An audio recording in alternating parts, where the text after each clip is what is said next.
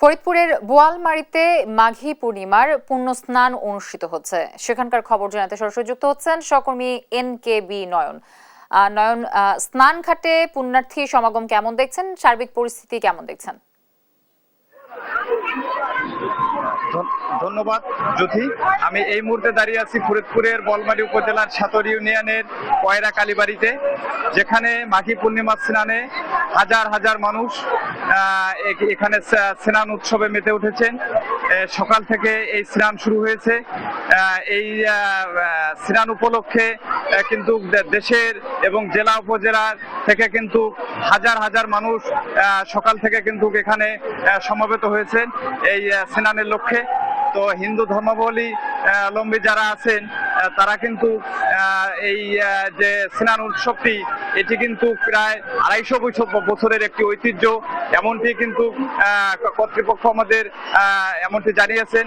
এবং এখানে যারা ভক্তবৃন্দ এই স্নান উপলক্ষে সমবেত হয়েছেন স্নানের লক্ষ্যে, তারা কিন্তু এমনটি জানিয়েছেন যে এখানে এই কালী মন্দিরের পাশে যে একটি কুমার নদ রয়েছে, এই কুমার নদে এই স্নান উৎসব কিন্তু 250 বছরের ঐতিহ্য।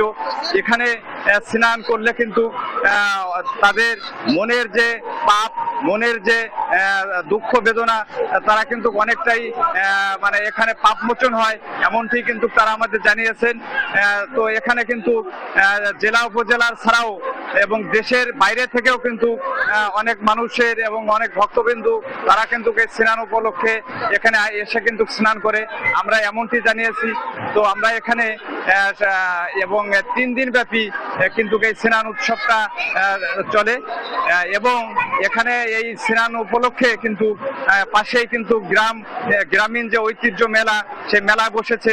মেলায় কিন্তু বিভিন্ন দোকান পসরা সেগুলো সাজিয়ে নিয়ে কিন্তু দোকানদাররা মানে কেনা বেচায় মানে ব্যস্ত আছেন, আমরা এমনটি দেখেছি।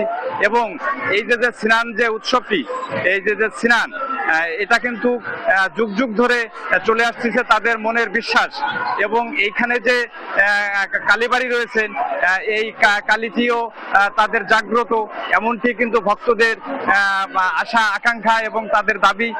সেই উপলক্ষে কিন্তু প্রতি বছর মাঘী পূর্ণিমার এই সময় যে যারা হিন্দু ধর্মাবলী মতে যারা বিশ্বাসী, তারা কিন্তু এই কুমার নদে স্নান করে তারা কিন্তু নিজের মনের পাপ মোচন করে তারা কিন্তু পবিত্রতা হয়, এমনটি কিন্তু তারা বলেছেন। তো সর্বশেষ ফরিদপুর থেকে আমার কাছে এই সংবাদ ছিল।